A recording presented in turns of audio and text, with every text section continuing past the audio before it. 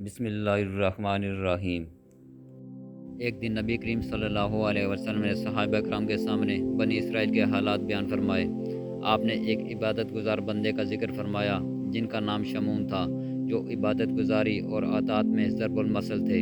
1000 مہینے تک روزے رکھتے، رات بھر اللہ تعالیٰ کی عبادت اور نماز میں مشغول رہتے تھے، دن کے وقت ہتھیار باندھ کر اللہ کی راہ میں جہاد کرتے، نیک اور غریب لوگوں کی حمایت، کافروں اور مشرکوں کی سرکوبی کرتے اور ان کے مال کو غرباء میں تقسیم کرتے۔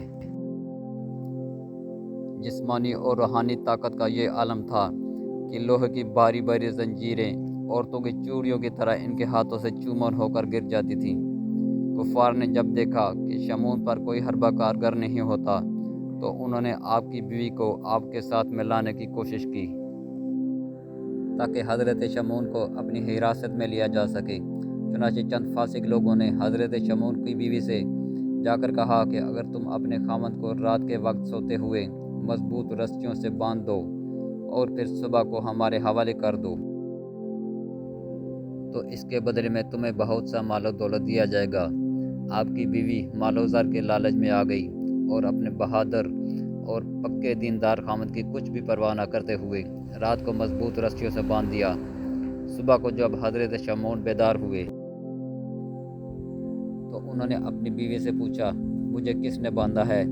ہوشیار بیوی نے اپنی محبت اور وفاداری کا نقلی ثبوت دیتے ہوئے کہا کہ میں تو آپ کی قوت کا اندازہ کرنا چاہتی تھی، کیونکہ میں آپ کی قوت کا کرشمہ اپنی آنکھوں سے دیکھنا چاہتی تھی۔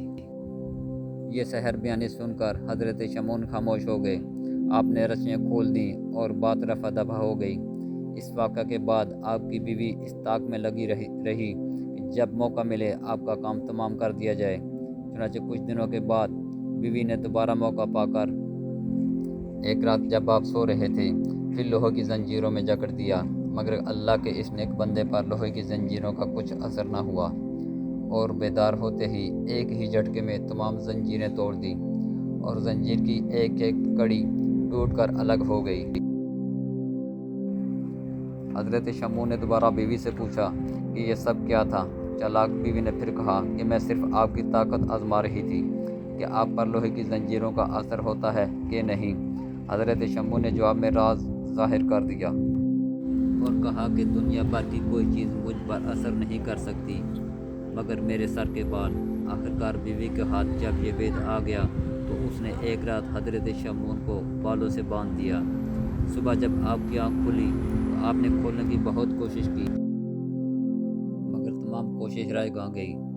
لالچی بیوی نے اس حالت میں حضرت شمعون کو دشمنوں کے حوالے کر دیا۔ انہوں نے حضرت شمعون کو ایک ستون سے باندھ کر آپ کی ناک کان کاٹ دیے اور آنکھیں نکال دی۔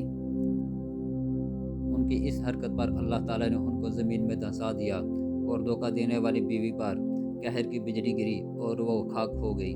صحابہ کرام نے حضرت شمعون کی تکالیف، آپ کی بندگی، 1000 مہینے کی عبادت اور جہاد کا حال سن کر عرض کی، یا رسول اللہ صلی اللہ علیہ وسلم، ہم تو کسی طرح بھی حضرت شمعون کی طرح عبادت ریاضت کا اجر و ثواب حاصل نہیں کر سکتے، کیونکہ پہلی امتوں کو بہت لمبی عمریں دی گئی تھیں لیکن ہماری عمریں تو اتنی لمبی نہیں ہیں۔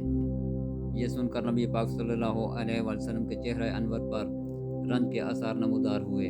اللہ تعالیٰ نے اپنے حبیب کی تسلی کی خاطر اسی وقت وحی نازل فرمائی کہ اے محبوب، اس خیال کو دل سے نکال دو، میں نے تمہاری امت کو شب قدر عنایت فرمائی ہے جس میں کی گئی عبادت 1000 مہینوں کی عبادت سے بڑھ کر ہے۔